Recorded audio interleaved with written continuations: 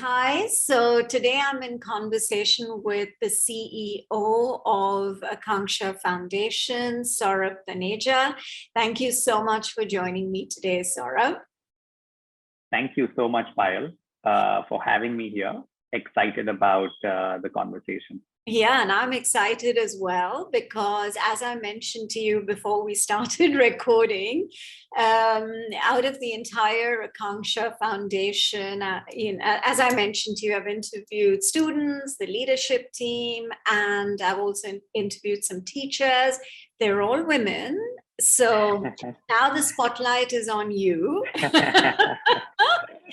And I'm looking forward to this conversation to understand your perspective, being the CEO of such a fascinating foundation where the focus is so much, not just so much, but entirely on education.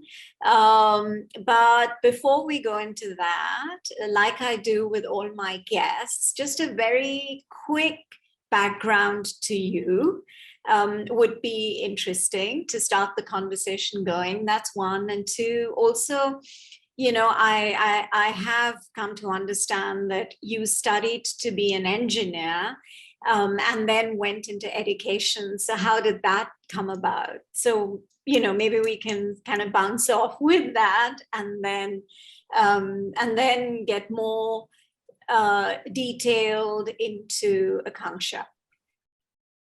Sure, Payal. Happy to start with my own journey. I was born and brought up in the city of Jaipur in the state of Rajasthan. As it so happens that my grandparents had to move from, Pakistan at the time of partition, and they came to be settled in the state of Rajasthan. My grandmom has had a huge influence in my upbringing.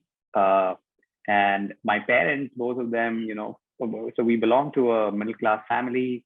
I went to a regular private school in the city of Jaipur. Both my parents work in State Bank of India, or rather retired from State Bank of India. So, until about 2007, my life was just full of the regular choices where, I was just like learning to become an engineer, get into IIT, do the best that I can, support my family. And I think it was during the days at IIT that I started having an interest in engaging with kids from underprivileged backgrounds. So we used to have in IIT Delhi, we had these national social service hours, 100 hours or so of service that we all had to do while we were completing our engineering course. And we used to have these weekend sessions where we used to engage with kids in the vicinity, right? So they used to come to our hostel campuses, and a few of us would just volunteer our time.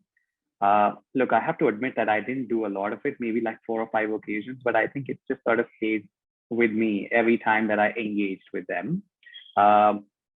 Took up like a regular corporate job for a couple of years in the city of Bangalore, really enjoyed it.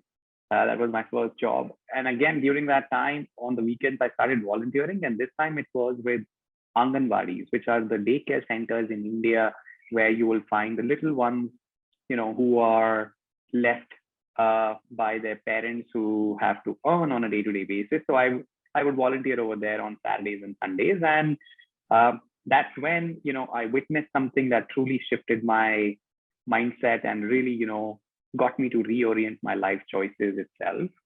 I came across this Anganwadi worker, Payal. She was an Aya,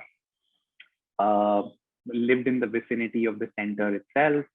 And, the whole center is marked by delays in receiving the ration supply. So the kids were not getting what they were meant to.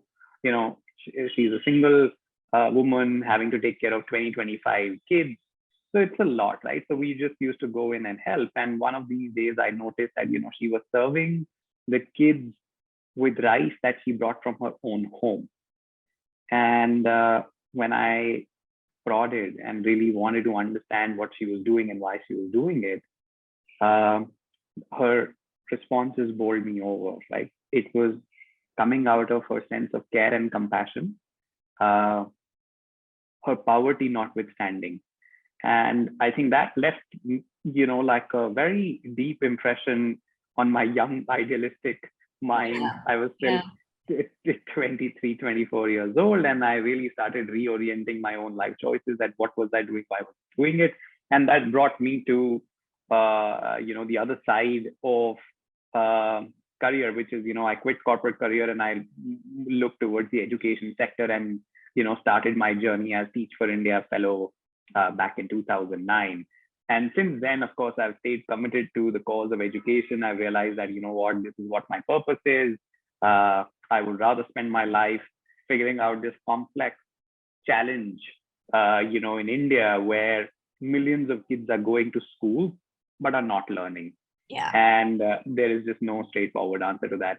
Sorry, that's a long-winded response to your question. No, but absolutely, worth it, because it sort of gives a very very interesting kind of shift and understandable shift from the corporate world into education. And no, so it's very, very interesting. So what was your experience like with Teach for India?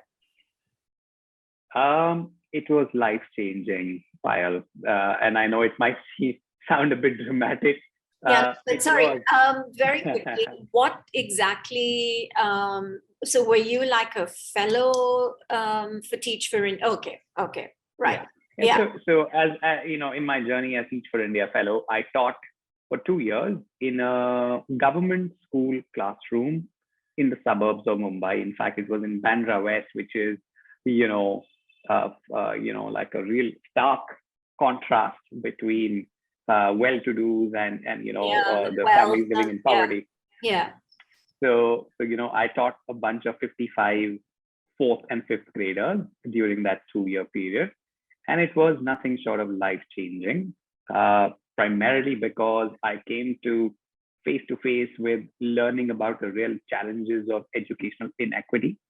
What broke my heart so, Payal, was the fact that, there were these brilliant kids, coming from extenuating circumstances, very eligible, smarter than I was, working harder than I did in my growing up years. And yet their pathways were so far and few in between that it just broke my heart. And, that's when the seed of thinking about my own school, wanting to set up a school of my own to allow for kids, who would eventually either drop out at the end of grade 7 or didn't have many options to go out beyond grade 7 from a government school. That's when it took shape. And that sort of led to my next step, in my career. That said, I think, I was absolutely blown away by the commitment from the parents as well, and their desire and willingness to see their kids succeed. I think we just underestimate the tenacity of the, families living in poverty, of how much they want. Like, their ambitions are pretty much the same as my parents' ambitions for myself when I was growing up. Yeah, which is what came through to me as well during all the conversations that I had with the students. The clarity that every one of them that I spoke with gave so much credit to their parents, and the fact that the parents, completely uneducated, they've come from villages, or not even, but they are, again, below the poverty line, they're uneducated, but a desire for them to want their children to be able to come out of it and make something out of their lives. And again, girls, which again was the focus for me, and a revelation that all these parents and the girls had the freedom to be, and they were pushed by the parents to become a part of the Akanksha system, and then they've gone out to do so much else beyond, and so so I can completely now understand your point about how the parents played such an important role. So sorry, go ahead. You're spot on, right? And I think those 2 years, Payal, really convinced me of one thing, that in this whole broad complexity of educational inequity in a country as vast as India, my heart lies with making a difference in the lives of the kids and their families. And I came to believe that school, an excellent school, is a brilliant unit of change to realize that vision. And, India is full of complexities, and there are thousands of organizations working at scale. And the unique aspect of Akanksha Foundation that drew myself towards its mission was the power of the school as a unit of change and what it could do to transform the lives of kids. And that's what sort of drew me into Akanksha in 2013, when I set up my, the school under the Akanksha Foundation, a standalone secondary school at that moment in time. And I led for 4 years as a principal of the school as well before moving into the role of the CEO. So where was the school? Yeah. Where was the school? The school was located in Pune. In Pune. Okay. Yeah. So it was focused very much, and the seeds of this whole thing took shape when I was a Teach for India fellow between 2009 to 2011.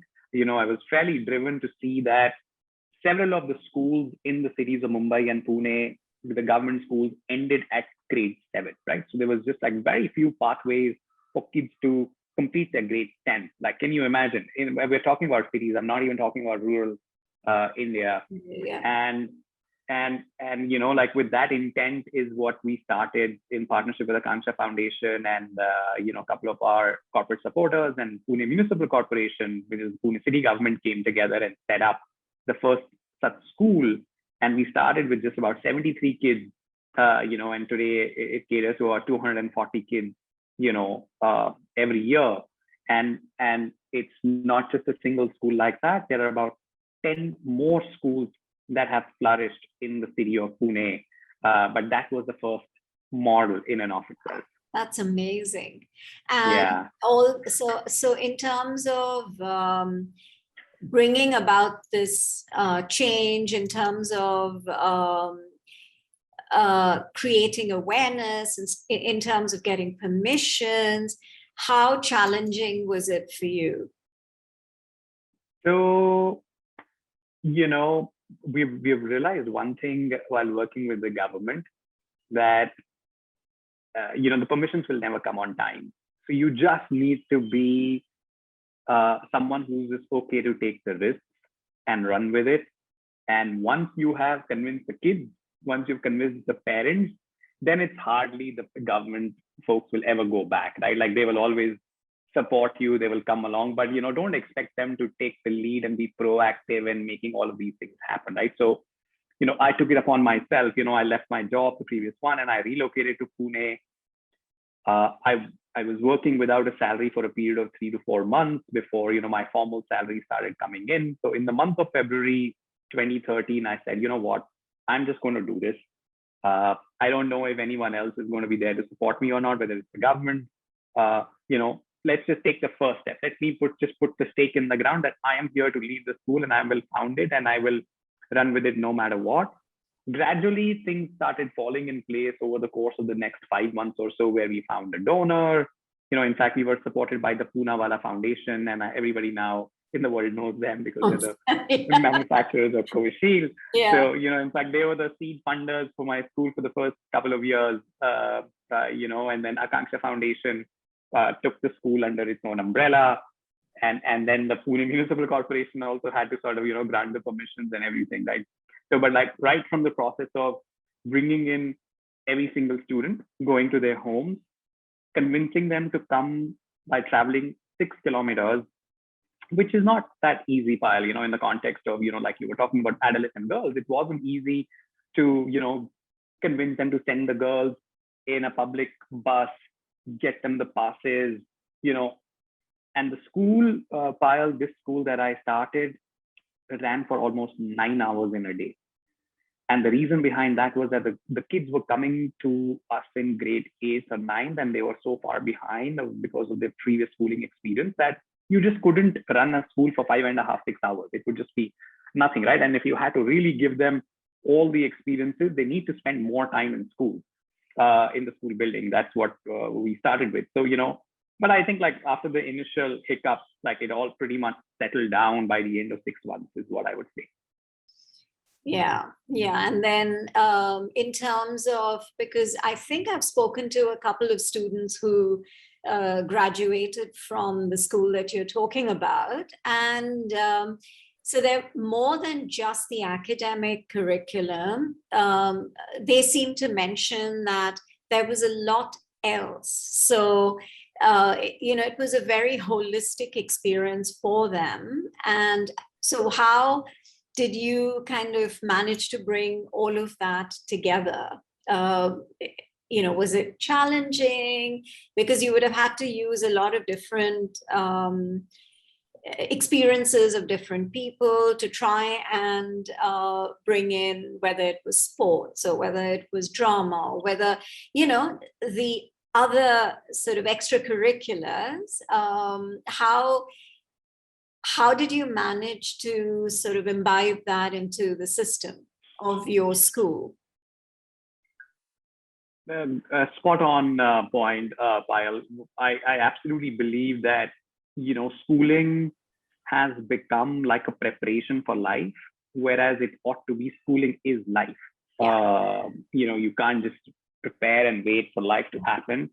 And therefore, the children who are coming into the schools just need to love what they're learning, why they're learning, and how they are learning, right? So all those three things need to intersect, and that's not an easy thing to do at all in our system.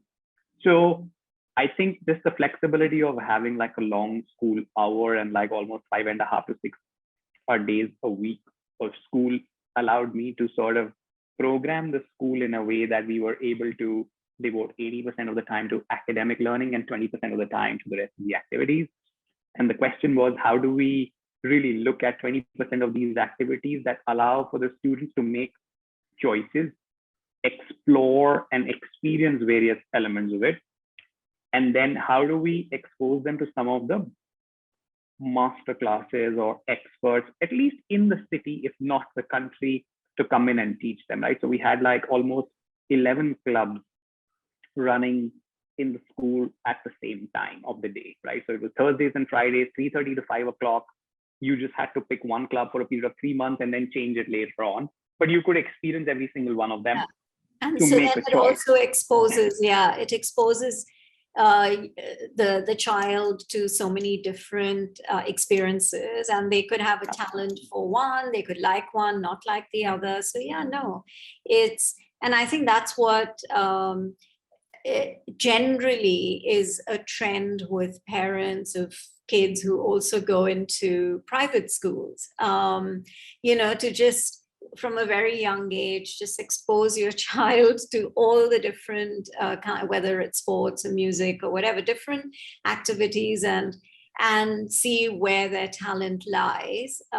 Some may shine in something, others may shine in multiple different activities, or so you kind of tried to bring that in to your school as well, which is very interesting. And I think it also to allow these kids to basically grow as individuals is what probably helped as well through the school. So then coming back to So once you became the CEO of Akanksha Foundation, then what was your, is not was, but what is your role as the CEO of the foundation? So, Because it's multiple schools, right? It's not just that one school. I think Akanksha indeed. Foundation has what, 21 schools? 21 schools, going to 27 as we speak. Okay. Yeah. So that must be a huge challenge for you as well. It was initially, definitely. So the way I have looked at the whole role, Payal, is that it's about extrapolating the vision that we have for our children in the next decade from just a single school standpoint to the network of schools.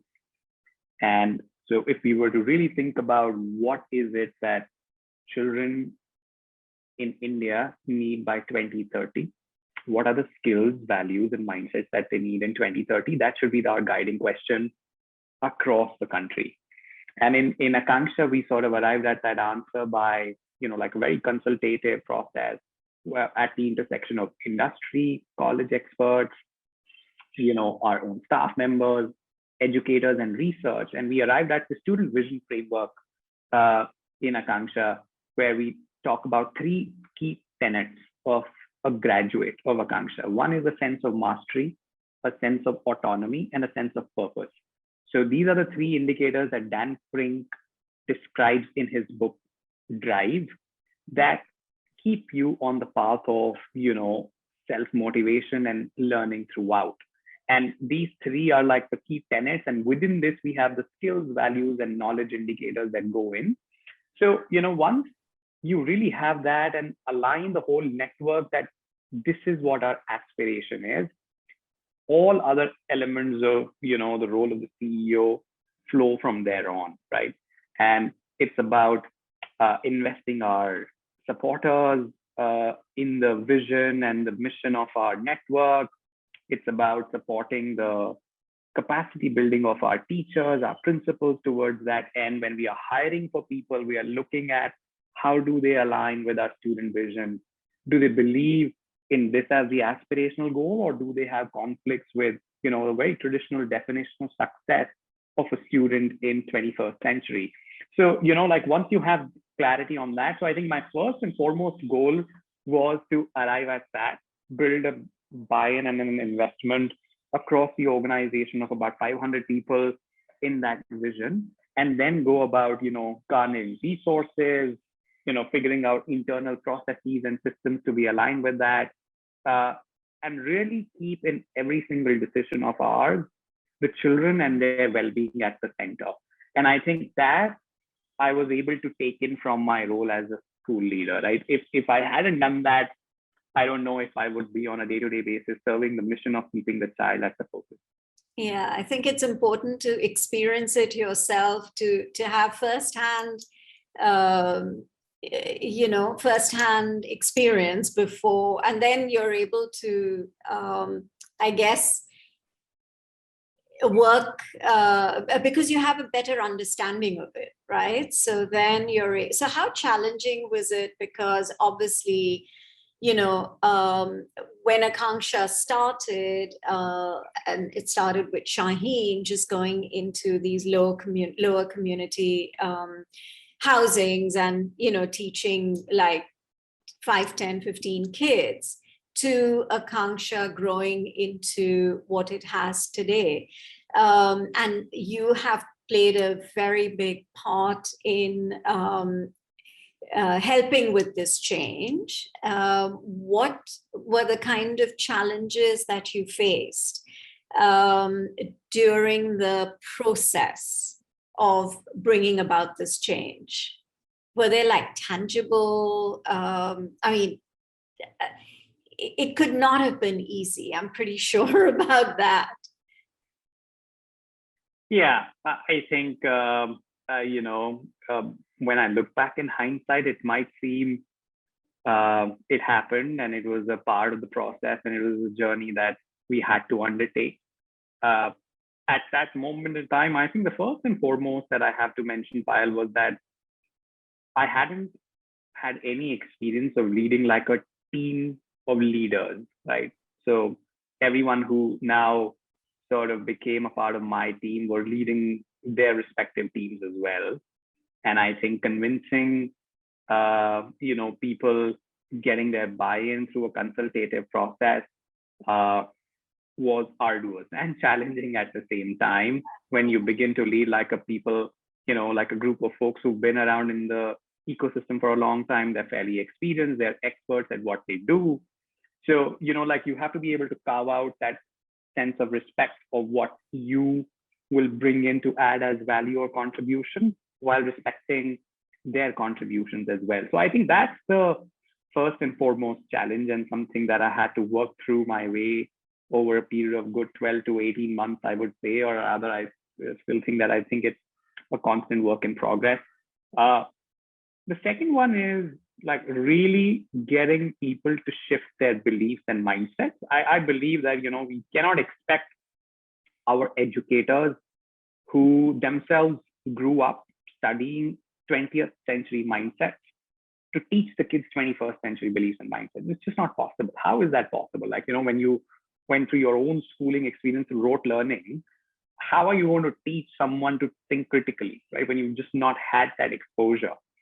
And being able to, create spaces and opportunities for people to engage in that dialogue and discussion and be aware of your own biases and prior experiences before you begin to take that leap in doing things differently requires like a psychological safety, and to build a culture that allows for that sort of psychological safety. And I think that was my second part, beyond the team, across a group of, bunch of educators who had their own prior experiences. How do you build that, right? To really get them to examine their own teaching learning practices, and how does, I think the third was that I had never engaged in fundraising or garnering support on my own before I took on the role. I have to say, though, I think, it did not really turn out to be the most challenging part. I was able to, work alongside Chitra, fairly quickly, given her own experience. And, she created like a good enough space for me to sort of find my own feet and really learn the skill of being able to, position and pitch what we do in front of the new supporters as well. So I think those were the three things that I've found to be the most challenging, Payal. And as you mentioned, it's still work in progress, right? It will always be. Yeah. But no, I think I think you're making fabulous progress. So credit to you for that, and of course the rest of the team. So do you have like a teachers training program in place before the teachers actually go into the system and get assigned to the different government schools? Is there like an Akanksha created program for the teachers, and does it have to be approved by would it be the education ministry or some body in the government? Right. Yes, we do have an Akanksha teachers training program, which we call as Practical Week.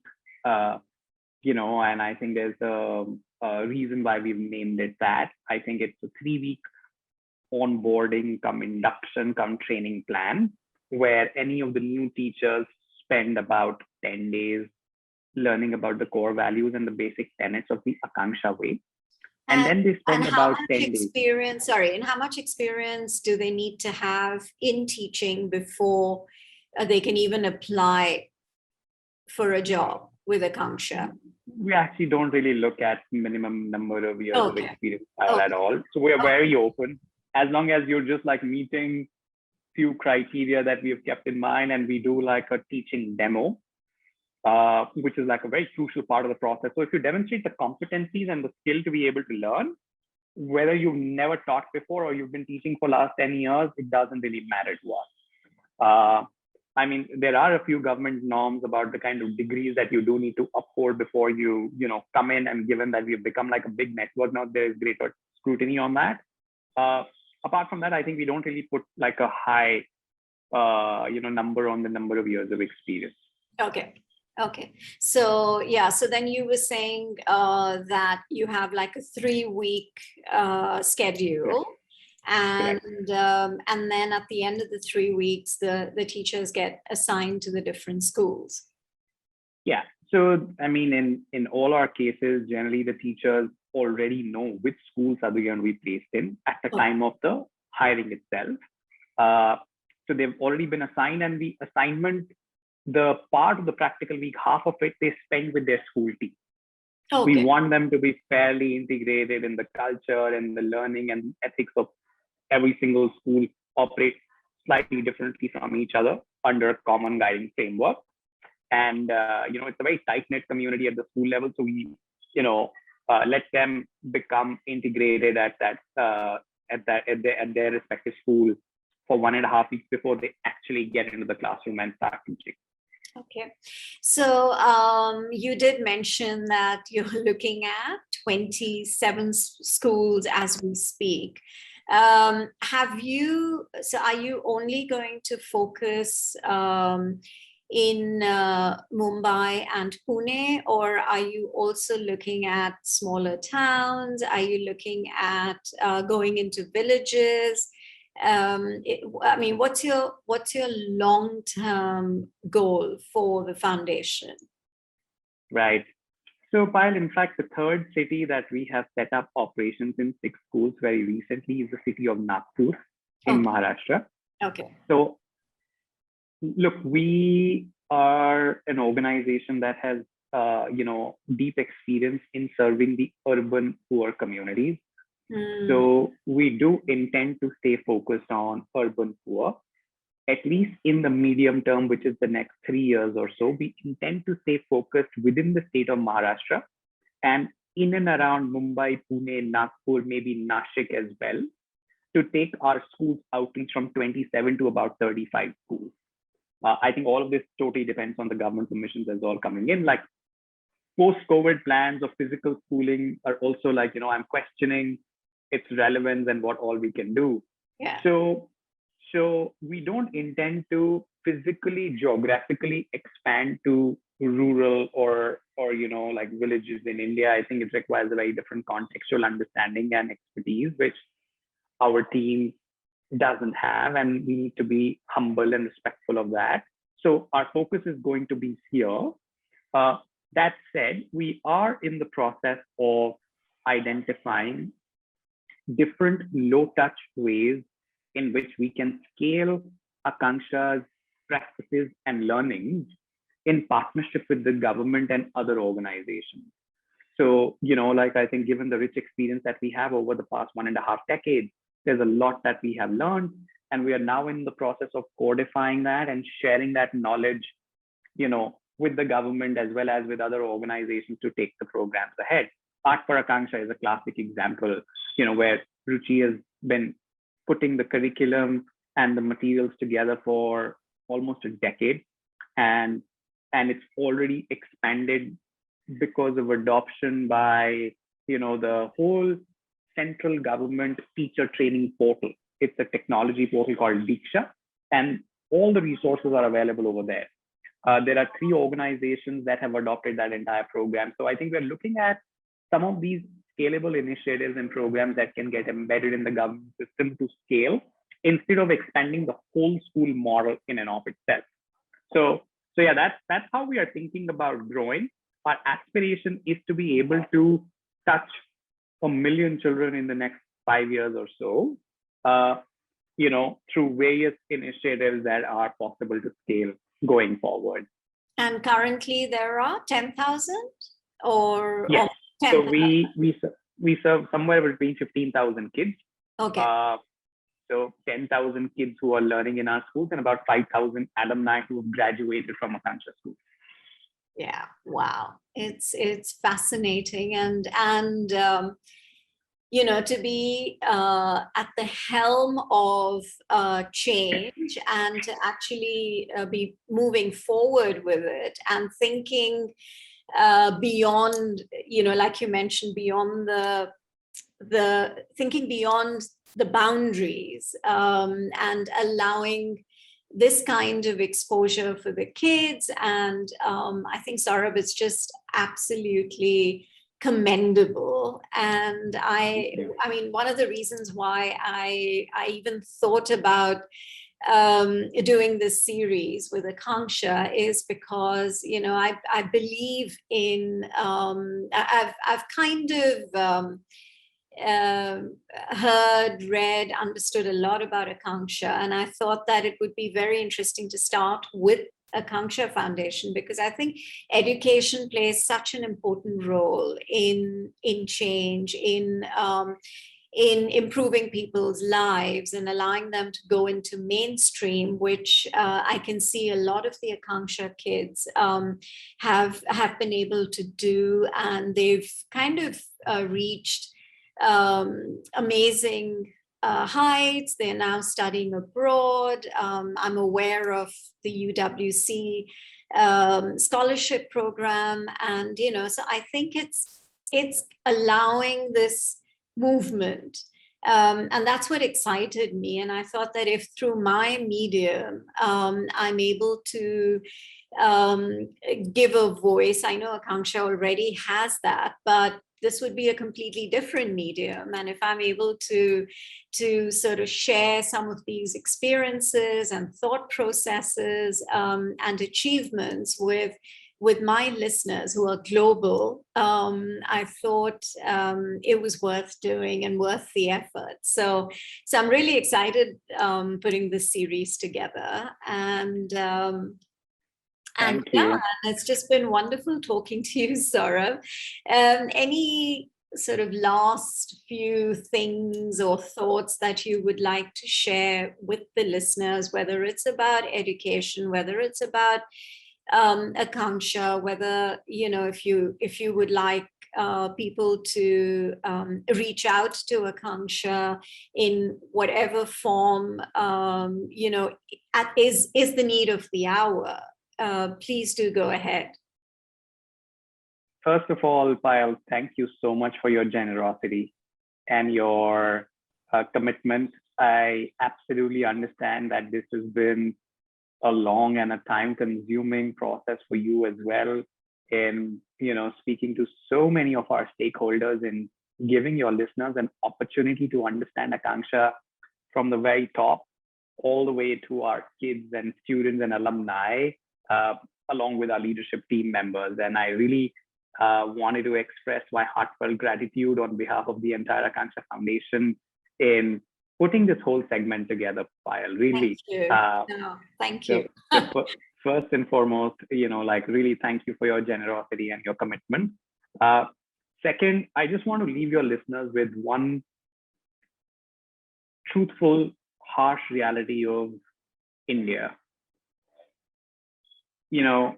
9 years ago, I realized that I was one of 100 kids in India who managed to get through to my undergraduate education.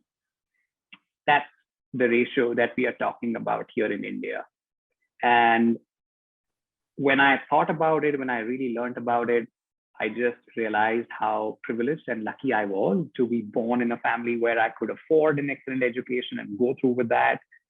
And very recently I came across this graph file where I think it was published in one of the leading economic journals, which said that in India, to overcome intergenerational poverty, it takes 7 generations to be able to beat poverty, right? And when you really think about these two statistics, it's disorienting and it's harsh and it makes you poignant and pessimistic. In Akanksha, we are changing that in a single generation. We have enough data now to really put forth in front of the world, where 150 of our alumni have completed their undergraduate program, and majority of them are employed in roles that you and I are going to be proud of. And that's the mission that Akanksha has taken, that can we develop such high quality schools that will, in a single generation, uplift not just the child, but their entire family out of poverty. And with that mission, we just plow on day by day and really, wait for the seeds that we sow to yield the fruits,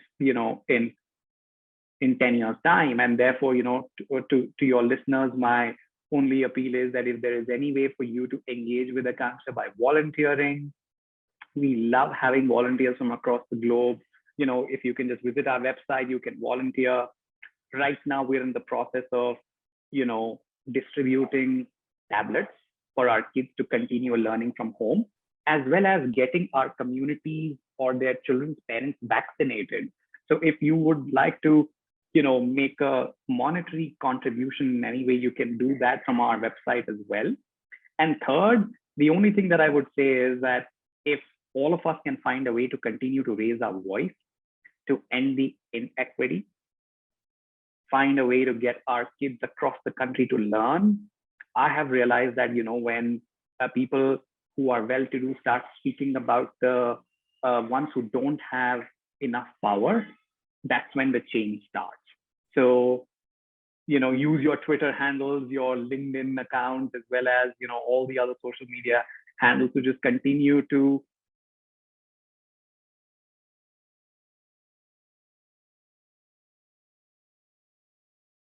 in the next decade where most of our kids are learning. Fantastic. On that note, I think I have nothing else to say after this.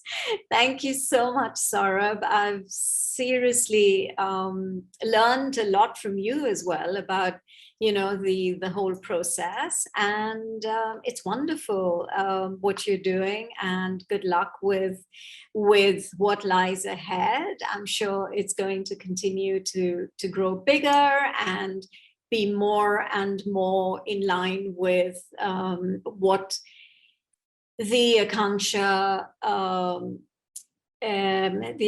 vision is. So, yep, good luck with that. And thank you so much for talking to me. Thank you so much, Payal. Thank you for having me here.